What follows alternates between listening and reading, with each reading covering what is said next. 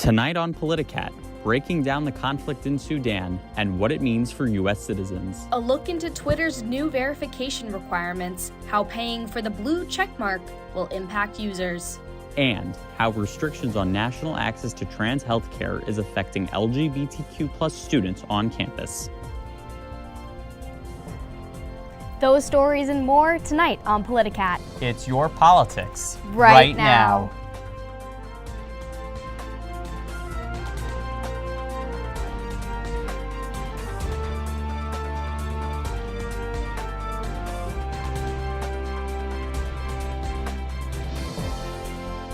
Hello and good evening. I'm Maria Heim. And I'm Jeremy Fredericks. Let's get right into tonight's political news. Starting off with some news from Sudan. The country has been engulfed in war since mid-April. As of Saturday, the latest death toll rising to 528, with close to 5,000 more injured. The turmoil follows the outing of former President Omar al-Bashir in 2019 and a military coup which dissolved the government's power-sharing government 2 years ago. Violence erupted during negotiations between Sudan's official military and the Rapid Support Forces, a paramilitary group, over how the two would be integrated. Tens of thousands have already fled the war-torn country, with the United States also making efforts to evacuate hundreds of its citizens. We're joined now by Lance Wilhelm and Louis Castaneda, who have some critical insight on the conflict. Lance, let's begin with you. You mentioned the conflict arose from failed negotiations between those two military factions. Could you explain who those factions are and why they began fighting? Right, so the Rapid Support Forces are headed by General Mohammed Hamdan Dagalo, who first rose to power in the Darfur region of Sudan, where he put down an insurgency under the reign of former Sudanese President al-Bashir. Dagalo then worked with al-Burhan, the general of the actual Sudanese army, to overthrow President al-Bashir, who gave those two men their positions of power in 2019. And conflict arose when al-Burhan and Dagalo were negotiating how to integrate the Rapid Support Forces into the official Sudanese military. Dagalo felt that his position of power was threatened, which prompted the violent war. And Louis, let's turn, just like how the war between Russia and Ukraine, this is going to have some global ramifications. What could we see coming out of this war? I mean, first off, much like the war in Europe, we've already seen alliances form in Sudan, right? The Sudan army is thought to have the support from Egypt, but officially their stance is neutral. The RSF has the allied support of United Arab Emirates and Russia's private military group, also known as the Wagner Group. Russia itself has had plans to involve itself in African countries. For example, building a naval base at Port Sudan. The U.S. has made efforts to push for democracy in the country, largely with economic incentives and aid. Sudan, of course, is a very large country with a lot of resources, but primarily they have 5 countries that border the country, such as Libya, Chad, Central African Republic, and Eritrea. We could very well see external intervention between these countries with their borders considered by many as porous. And Lance, masses of civilians are fleeing Sudan amid the crisis. Where are they going and how are they being dealt with? Right, so the UN has already cut aid efforts in the area because it's considered too dangerous. And as a result, the UN is expecting around 800,000 people to flee Sudan, which, as some context, is roughly 2% of the population there. These individuals are fleeing across borders to Egypt, which has already received 40,000 refugees, Chad, Ethiopia, Djibouti. Many of those countries have already made conscious efforts to help those refugees fleeing that dangerous Sudan region. And Louis, could there be an end to sight in this conflict? You know, it's certainly unclear, but we could very well see 3 scenarios playing out. Number 1, a swift military victory. Military is divided currently by the junta. The Sudan army is led by the president, and the vice president has the RSF, of course. Well, the RSF has the upper hand right now in the capital. Their guerrilla warfare has made them very flexible. But the Sudanese army has more military, has more artillery, and has just a lot more resources in that regards. Former leader Omar al-Bashir has noted we're creating division. So that leads us into our second possibility, an all-out civil war that's prolonged. And that's horrible for the people of Sudan, but it could very well be a possibility with these leaders taking part in these divisivenesses.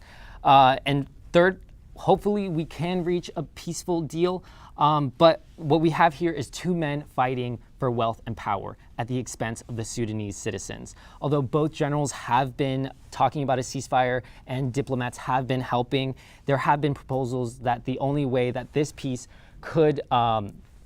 treaty could end is through external pressures such as through Egypt, the UAE, and Saudi Arabia. Lance and Lewis, thanks so much for joining us. As of yesterday, Sudan's warring generals have agreed to potentially meet for negotiations. Now for some news from Congress. Last week, House Republicans voted to pass a bill that would raise the nation's debt ceiling, but its chances of passing in the Democratic-controlled Senate are low.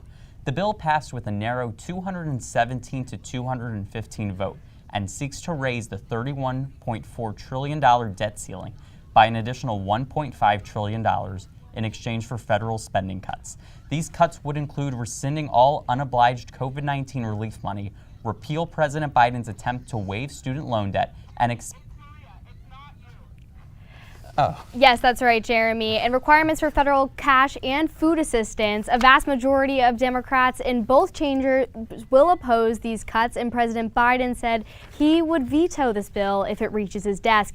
The president has also refused to sit down with House Speaker Kevin McCarthy to negotiate. And just yesterday, U.S. Secretary Janet Yellen warned that the U.S. could default on its debt as early as June if nothing is done. Economists warn the U.S.'s first ever default that this would be a disastrous move for the market.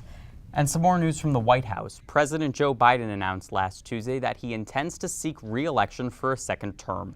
The president, currently 80 years old, is already the oldest president to have ever served office. Politicat's David Gold is here with more. Thank you, Jeremy. Announcing his plan to seek re-election last week, the president is looking to fulfill a full 8 years in office, despite his advancing age. Biden's platform is continuing to restore the soul of the nation, a promise he ran on in 2020. In a video shared by his campaign, the president vowed to take on, quote, MAGA extremism. When announcing his plans for 2024, the president had this to say. When I ran for president 4 years ago, I said we're in a battle for the soul of America. And we still are. The question we're facing is whether in the years ahead we have more freedom or less freedom, more rights or fewer. I know what I want the answer to be, and I think you do too. This is not a time to be complacent.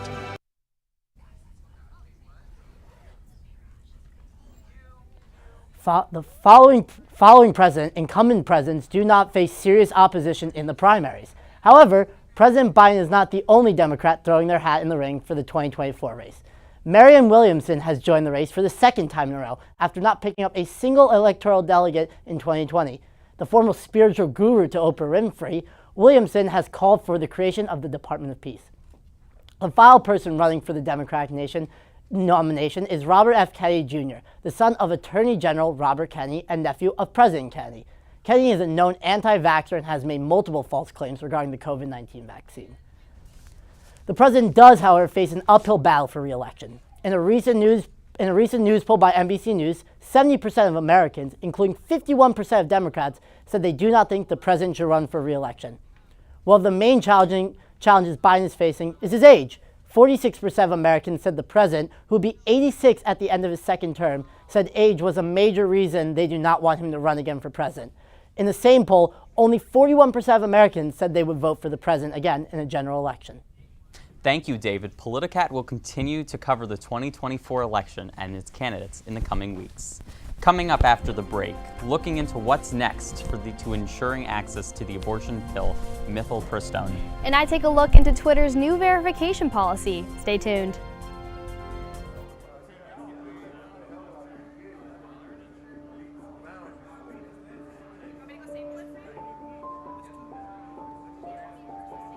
Trying to work my way out of the prison system was the most difficult challenge of my life. It only became tangible once I became a Northwestern student.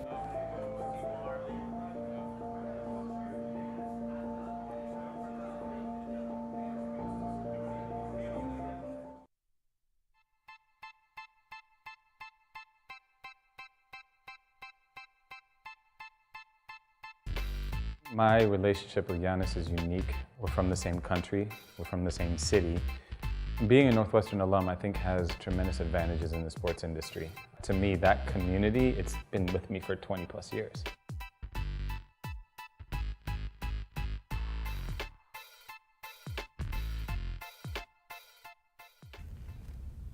Welcome back. Does a blue check mark imply credibility? How do you determine who is credible and what's blue sky? All buzzing questions in today's tech landscape.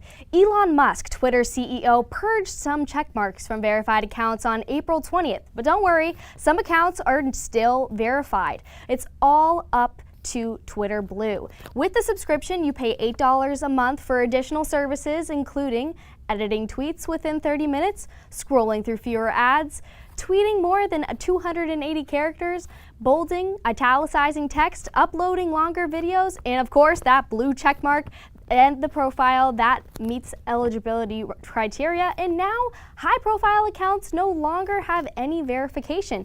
Take Northwestern University's account, for example, or former Northwestern News Network News Director Joey Safchik. She's even got the old photo of her old verified account there for context.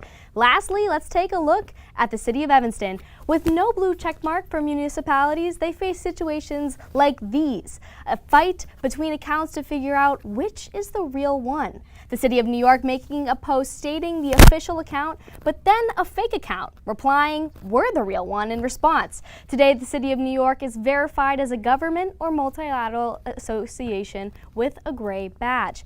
There's also this gold check mark used for Twitter verified organizations, an icon recognizing institutions or businesses. Twitter Blue launched December 12th, and I myself was curious about the service, so I subscribed to Twitter Blue for about 5 months. However, I wasn't satisfied enough to continue subscribing, but let's take a look at Twitter Blue's impact on my account.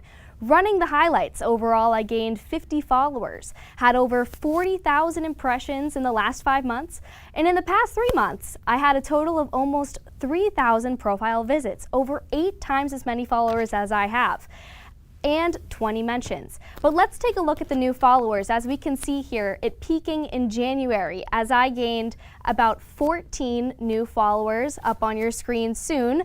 And then taking a look at the Twitter impressions, the peak is between February and March, which you'll be seeing on your screen soon as well. A helpful insight for sure, but looking at the past 3 months, I had the most profile visits in February in the verified account, but this surely declined. Because of this, today, some Twitter users are logging off. Blue Sky Social, a new app from founder of Twitter, Jack Dorsey, launched an invite-only alternative to Twitter. Celebrities like Representative Alexandria Ocasio-Cortez is among hundreds of thousands who have joined already. The platform aims to decentralize the network's meaning, but not just for one person. Like Musk for Twitter, for example, is making the decisions. They intend for each server to create rules for a community on Blue Sky, a feature to come. This discussion raises the question, though, does social media have enough value for individuals to pay for extra services? The story continues to develop. Yesterday, some big news in the banking world as First Republic Bank became the third to fail since March. The Federal Deposit Insurance Corporation, or FDIC, seized control of the bank over the weekend before overseeing its sale to JP Morgan Chase. First Republic's steep decline became apparent when it announced last Monday a $100 billion loss in deposits over the past 3 months. This is despite receiving a $30 million rescue package from private sector banks last month. First Republic is the second largest bank failure in American history, with a total of $213 billion worth of assets. First Republic's 84 branches opened yesterday under JP Morgan Chase's name, and no customers have reported losses from this financial failure, and depositors still have full access to their money through JP Morgan. Some updates on the pending access to the abortion pill mifepristone. As of now, the pill remains accessible nationwide, with the Supreme Court blocking a lower court decision banning or limiting the FDA-approved use of the drug. The court's ruling preserving the pill's availability in states where abortion is legal for up to 10 weeks in a pregnancy. The case is now in the hands of the 5th U.S. Circuit Court of Appeals, which has scheduled oral arguments for May 17th, and President Biden said that he will continue to defend the Food and Drug Administration's approval of mifepristone. The case will most likely end up back in the Supreme Court with a potential decision made in the next term. Joining us now here in the studio are Lena Peterson and Naya Reyes to explain what we can expect from the court. Starting off with you, Lena. What does the Supreme Court's decision in the legal fight over abortion pills mean for access to mifepristone? Thanks, Maria. Yeah, so nationwide access will be preserved for now after the Supreme Court blocked a federal judge's ruling in Texas. Mifepristone is still available in the 37 states that legally allow abortion in some form of medication. And the Supreme Court's decision upholds the status quo for now until the Fifth Circuit Court takes the case again in mid-May. So this is an approaching issue, and turning now to you, Naya, what exactly is this lawsuit alleging? Yeah, so the anti-abortion groups, the Alliance for Hippocratic Medicine, are suing the FDA to seek overturn of the FDA's 2000 approval of the pill. They're saying that the drug is not safe and it was not properly evaluated back when it was first approved. The group, in short, is looking to decrease access to the pill. Thanks. And Lena, if mifepristone is ultimately blocked, what options remain for those who are seeking to terminate pregnancies? Yeah, so if mifepristone is no longer available, many abortion clinics plan on using misoprostol alone to terminate pregnancies. And surgical abortions are still available in states where abortion is legal. However, nationwide, about 40% of providers do not offer procedural abortions and are medication only. And now to you, Naya, what can we expect to happen next? Yeah, so like Lena said, access to the pill has not been banned, and it will stay that way for now. Litigation will continue in the U.S. Fifth Circuit Court of Appeals with oral arguments beginning May 17th. If it is blocked, abortion clinics will most likely use misoprostol, the other abortion pill, and there's a good chance that anti-abortion groups could look to ban misoprostol in the future. Access to the pill will decrease to just 17 states plus D.C. or fewer. And that issue is just on the come up in a couple of weeks. Thank you for that insight, Naya and Lena. Coming up after the break, how Montana's decision to restrict access to gender-affirming healthcare is impacting Northwestern students. Stay with us.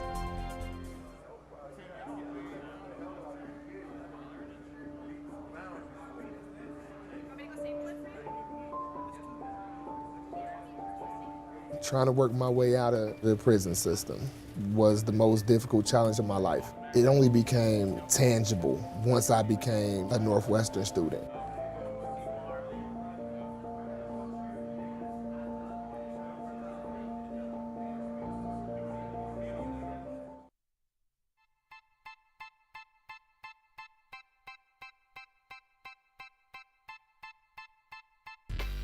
My relationship with Giannis is unique. We're from the same country, we're from the same city. Being a Northwestern alum, I think, has tremendous advantages in the sports industry. To me, that community, it's been with me for 20 plus years.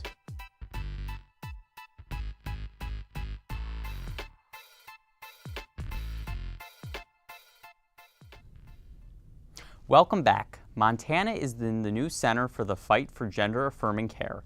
Last week, the state passed a bill to restrict gender-affirming care and barred a transgender lawmaker from the House floor. Politicat's Paris Franzway has more on the wider impacts of these bills.